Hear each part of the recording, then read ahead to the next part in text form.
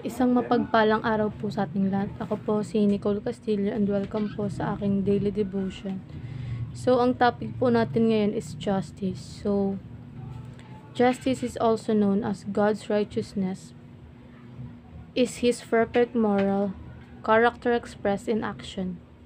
It means that God always does what is right, fair and consistent with His holy nature. He upholds moral order, punishes evil, and rewards obedience.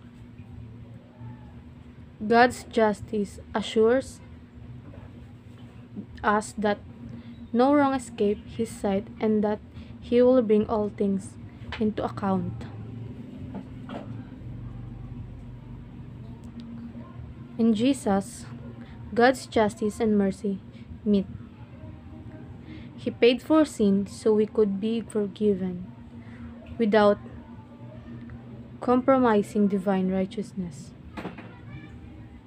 Justice is not just what God does, it's who He is. So, sinasabi po dito sa Psalm chapter 89 verse 14, righteousness and justice are the foundation of your throne.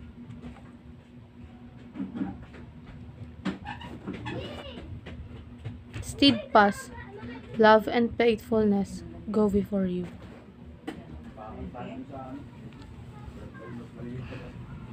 So, dumako naman po tayo sa ating katuruan.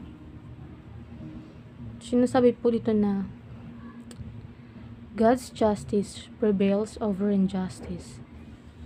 So, ang katarungan ng Diyos ang lagi nananaig sa gitna ng mga katiwalian at kasamaan.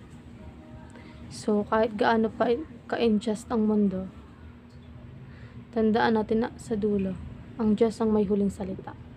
Hindi man agad-agad pero ang hustisya niya ay tiyak na mangyayari. So, next po is God's justice punishes the wicked. Ang mga masasama ay hindi makakaligtas sa hustisya ng Diyos. So, hindi natin kailangan gumanti.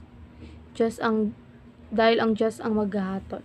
Siya ang nakakalam ng totoo at siya ang magbibigay na narapat sa mga gumawa ng kasamaan. So, next is God's justice passes over those in Christ. So, ang mga na kay Kristo ay pinatawad at pinalampas ng Diyos ang kanilang kasalanan. Dahil kay Jesus, hindi na natin kailangan magdusa para sa ating mga pagkakamali. Tinanggap natin ang awa at kapatawaran niya, kaya't hindi na tayo hinatulan. So, as applications naman, speak up even when it requires sacrifice. So, magsalita at manindigan kahit may kapalit na hirap o sakit. Kapag may mali, huwag tayong manahimik. Ang pananahimik ay minsan naging kakampi ng kasamaan. Kaya kahit mahirap, pilitin pa rin ang tama. So, next is fight for fairness and justice at all times. So, ipaglaban ang tama at makatarungan sa lahat ng pagkakataon. Huwag tayong maging selective. Justice is not just for the people we like, it's for everyone. As Christians, dapat tayo maging boses ng mga inaapi. So, last is love without compromising justice. So, magmahal lang hindi sinasantabi ang katarungan. Ang tuwing nagmamahal ay hindi bulag, hindi nito pinapayagan ng mali. Kaya kahit mahal natin ang isang tao, dapat pa rin tayo magsabi ng totoo at itama ang mali. And ayun lang po, maraming salamat.